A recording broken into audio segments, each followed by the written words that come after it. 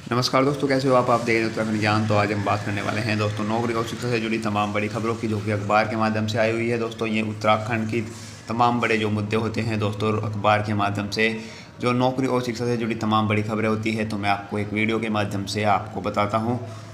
तो दोस्तों शुरू करते हैं टॉप 5 खबरें जो कि आज के अखबार के माध्यम से आई हुई हैं। उससे पहले दोस्तों, यदि आप हमारे चैनल पर नए हैं तो हमारे चैनल को सब्सक्राइब और हमारी वीडियो को लाइक कर सकते हैं। तो दोस्तों सबसे पहले जो खबर है यूकेएसएससी को लेकर है। यूकेएसएससी ने दोस्तों अब अपनी जो परीक्षाएं हैं दोस्तों रुकी हुई, और दोस्तों जो आने वाली वैकेंसी है उसको लेकर दोस्तों एक बड़ा बयान जारी किया है। दोस्तों अब जो समूह गैग की भर्ती है वो 2 हिस्सों में बटेगी। पहला हिस्सा प्री और दूसरा हिस्सा मेंस। तो दोस्तों 2 यहाँ एक परीक्षा होने वाली है। एक भर्ती में 2 परीक्षा होगी, जिससे कि दोस्तों जो धांधली है वो कम हो सके। उसको लेकर दोस्तों एक पहल की है यूकेएसएससी ने। तो थोड़ा सा इसके बारे में भी जान लेते हैं कि किस तरह से यहाँ जो है अब की बार यूकेएसएससी एग्ज़ाम कंडक्ट कराने वाला है।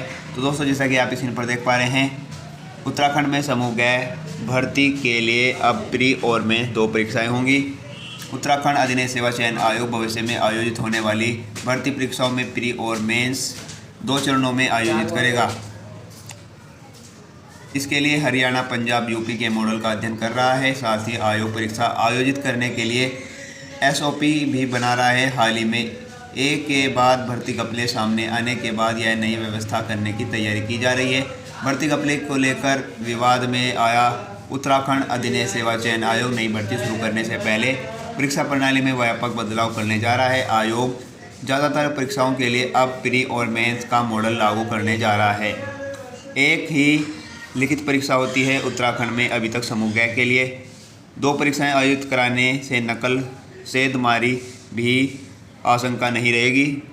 दोस्तों जो जांच समिति बनाई गई है 8 भर्तियों के लिए, अब उसने भी अपना काम शुरू कर दिया है। तो दोस्तों देख लेते हैं कहाँ तक उनकी जो टीम है वो कहाँ तक जाँच के लिए पहुँची है। निलंबित 8 परीक्षाओं की जांच के लिए गठित एक्सपर्ट कमेटी ने काम शुरू कर दिया है। रिटायर आईएएस एसएस रावत की अध्यक्षता वाली कमेटी में न्याय और आईटी विभाग के अधिकारी शामिल हैं। रावत ने बताया कि कमेटी ने एक बैठक कर निलंबित परीक्षाओं का विवरण ले लिया है। इस मामले में कोर्ट के पुराने निर्णयों को आधार भी देखा जा सकता है। साथ ही तकनीकी तौर पर लीक की संभावना को भी देखा आएगा।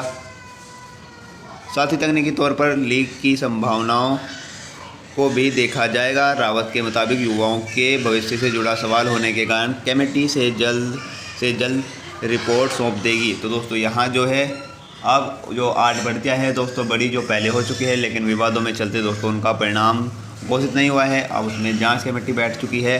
तो दोस्तों जल्द ही कुछ निर्णय आने वाला है इन 8 भर्तियों पर। तो दोस्तों देख लेते हैं नेक्स्ट न्यूज़ कौन सी है। वहीं दोस्तों एक जो न्यूज़ है वो भारतीय वैज्ञानिकों को लेकर है। दोस्तों भारतीय वैज्ञानिकों ने एक उपलब्धि हासिल कर ली है, उसी को लेकर दोस्तों ये खबर है। तो थोड़ा सा इसके बारे में, जो ब्लैक होल है दोस्तों, जो पृथ्वी से बाहर जो आकाश में ब्लैक होल होता है, उसका राज खोल दिया है दोस्तों। तो थोड़ा सा इसके बारे में भी हम जान लें। तो दोस्तों जैसा कि आप स्क्रीन पर देख पा रहे हैं, भारतीय वैज्ञानिकों ने ब्लैक होल का राज खोला।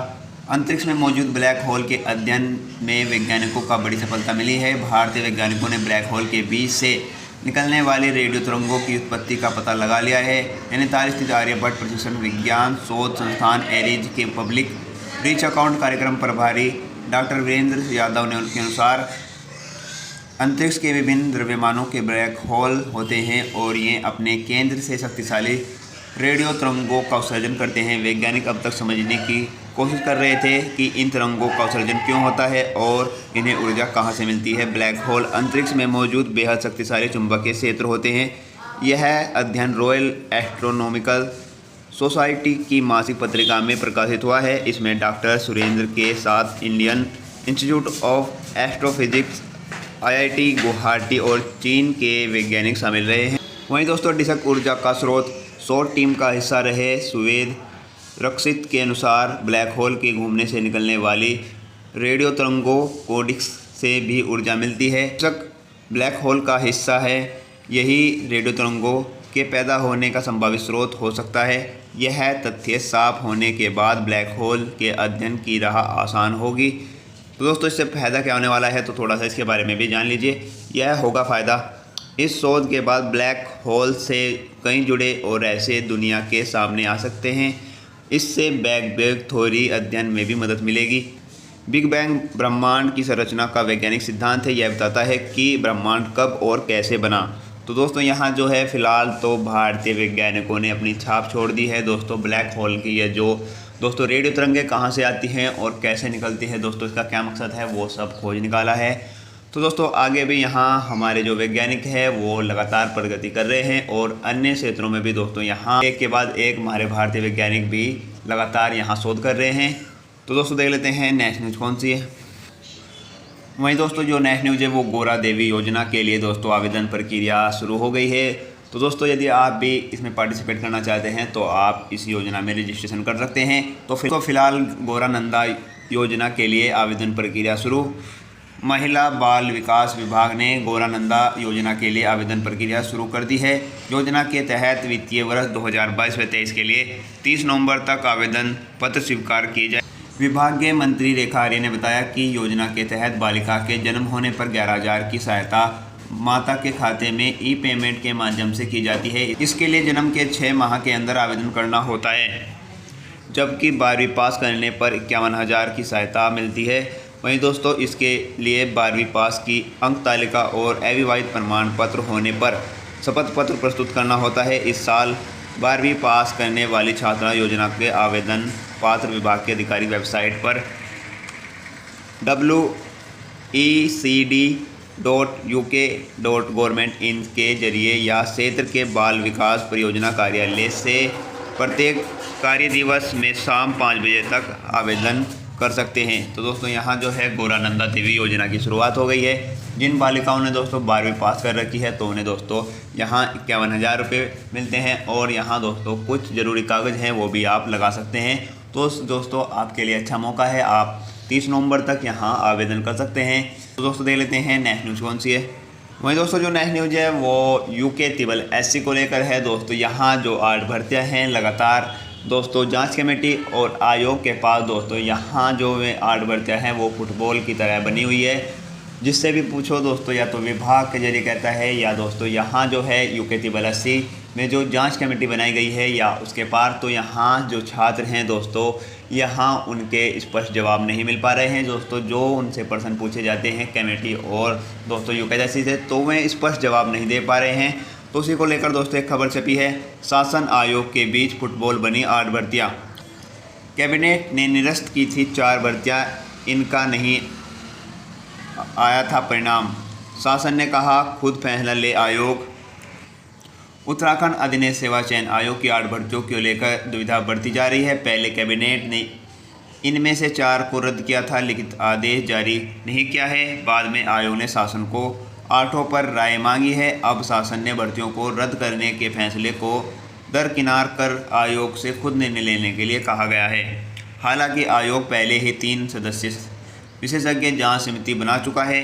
पेपर लीक प्रकरण के बाद सरकार ने अधीनस्थ सेवा चयन आयोग की 23 भर्तियों को उत्तराखंड लोक सेवा आयोग के हवाले कर दिया था। कैबिनेट बैठक में यह निर्णय होने से साथ ही 4 भर्तियों को रद्द कर दिया गया था।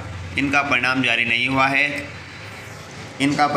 नहीं हुआ था। हालांकि कैबिनेट के फैसले का कोई लिखित आदेश नहीं हुआ, लिहाजा आयोग के सचिव एस रावत इन भर्तियों पर फैसला ले बाद आयोग के नए अध्यक्ष GS मथोलिया ने बोर्ड बैठक कर इन भर्तियों पर निर्णय के लिए 3 सदस्यीय जांच स्तर समिति का गठन कर दिया था।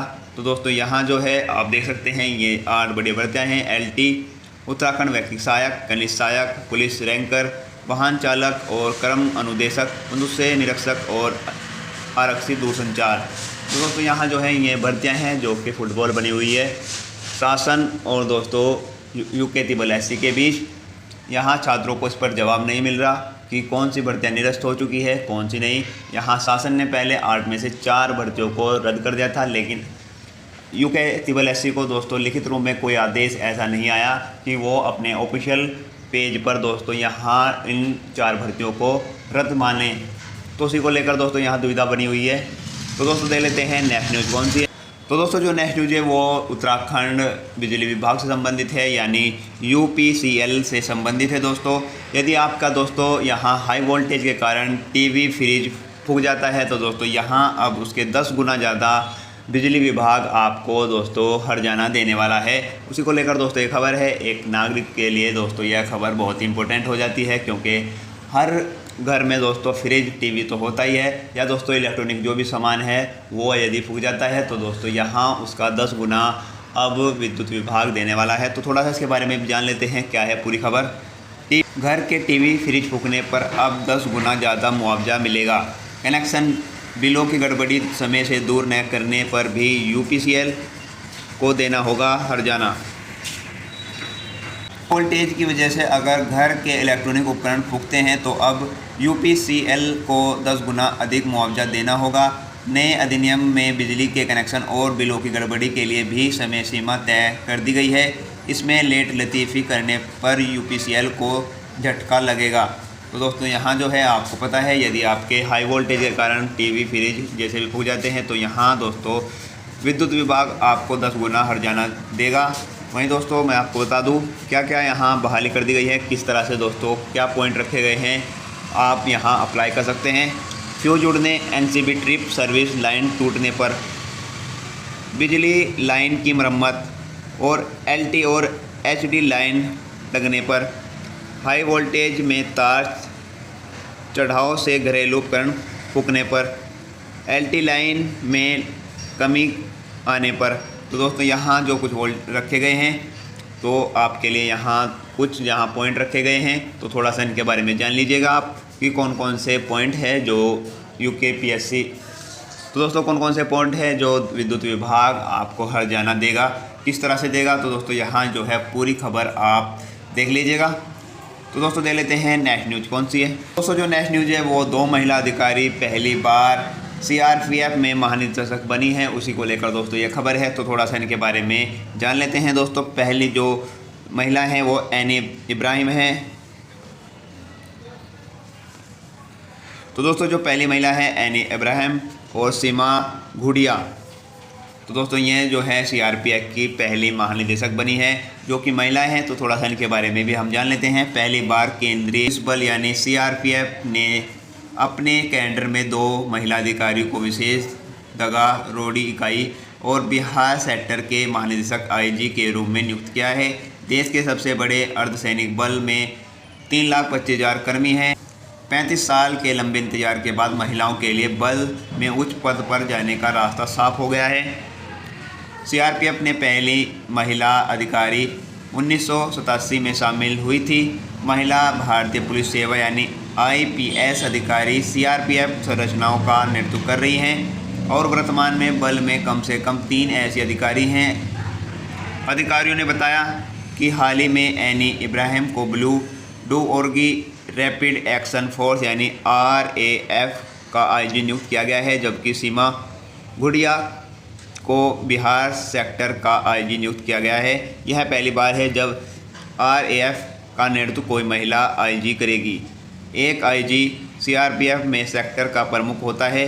दोनों अधिकारी 1987 में महिला अधिकारी के लिए पहले बैच के रूप में अर्धसैनिक बल में शामिल हुए। तो दोस्तों यहाँ जो है सीआरपीएफ में जो महानिदेशक बनी, दोस्तों ये पहली बार है जो महिला अधिकारी बनी हैं और 2 महिला अधिकारियों को बनाया गया है, एक ही बैच से हैं 1987 से।